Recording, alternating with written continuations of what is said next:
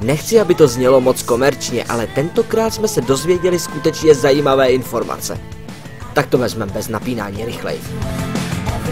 Nová FIFA 11 se dočká Next Gen zpracování pro PC. Konečně se PC hráči dočkají toho, co už konzolisté mají řadu let. V podstatě přepracovaný systém podobný tomu z afrického FIFA World Cup se sjednocuje u všech platform a hráči se tak dočkají skvělé grafiky, najdou pokročilé herní mody a kvalitní herní systém. EA na to jde až tak otevřeně, že každý bude mít možnost hrát přes LAN bez nutnosti připojení k internetu.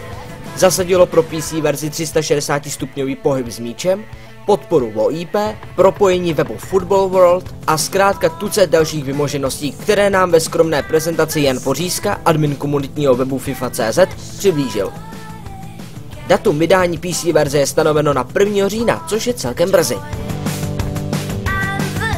Nová FIFA 11 pro konzole nabídne ale přeci jenom něco navíc. Funkce Personality Plus, kterou můžete vidět právě teď na videu, které jsme našli na EA kanálu. V něm se popisuje, jak Personality Plus u hráčů funguje. Ve zkratce jde o to, že je konec tomu, že nepoznáte rozdíl mezi lamou a fakt super hráčem. Je tam rozdíl a je evidentní. Například zde v kopech na bránu. Nalevo vidíte špatného hráče bez zkušeností, napravo vidíte fakt dobrého hráče, který už má nejen hru zmáklou, ale taky hraje za tým, který má dobré hráče. Zdrojem všech statistik, které budou toto ovlivňovat, je velká databáze fotbalistů a jejich výkonů. Tak já si myslím, že už ta desítka v konzolové verzi byla úplně na super úrovni, takže už nějak nebylo moc co zlepšovat, takže mě třeba osobně už ta desítka na konzolové verzi už docela dost uchvátila, takže teď jak jsem si měl možnost zahrát tu 11, tak je to trošku pomalejší, ale zase to má trochu blíž k realitě a to určitě super. Teď na té PC verzi, myslíš, že bude třeba problém s ovládáním přímo na počítačích, nebo je to taky nějak bude zvládnout?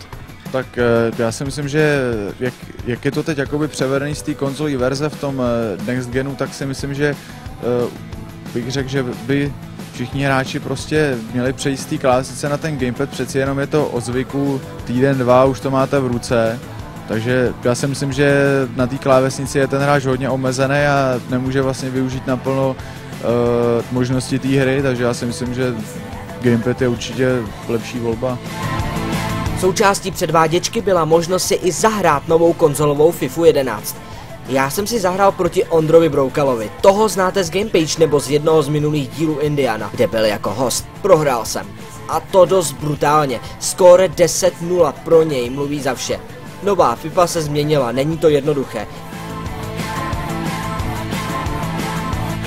Tak já si myslím, že ta 11 pokračuje v tom trendu, který vlastně už byl načatej, co se týče toho World Cupu, kde v podstatě FIFA World Cupu zpomalila hru oproti FIFA 10, je taková realističtější, přijde mi, že ta hra třeba obrany je lepší a myslím si, že v té 11 to šlo ještě dál, že oni jdou takovou tou cestou, aby to už skutečně nebylo takové vyloženě jako arkádové, jednoduché, že jo, byly třeba v 10 se ještě dali dělat, že prostě člověk mačkal jednoduše Ačko a teď v podstatě si tam ty hráči jednoduše přihrávali, nevyžadovalo to moc nějaký skill, tak třeba v té 11 už je to udělané, takže opravdu daleko větší roli hraje, jakou člověk dá sílu do té přihrávky, je tam daleko větší množství třeba nepřesných přihrávek, co jsem si všimnul, jsou tam i nepřesnosti třeba v centrech, zase člověk musí ten centr opravdu daleko líp namířit a tak dále, takže v tomhle si myslím, že je to lepší.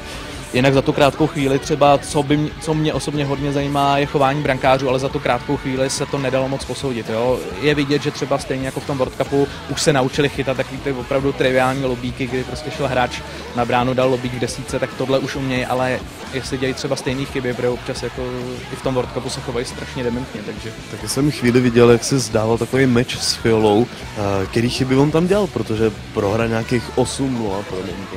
10-0. Tak ono jako bylo to takový tvrdý.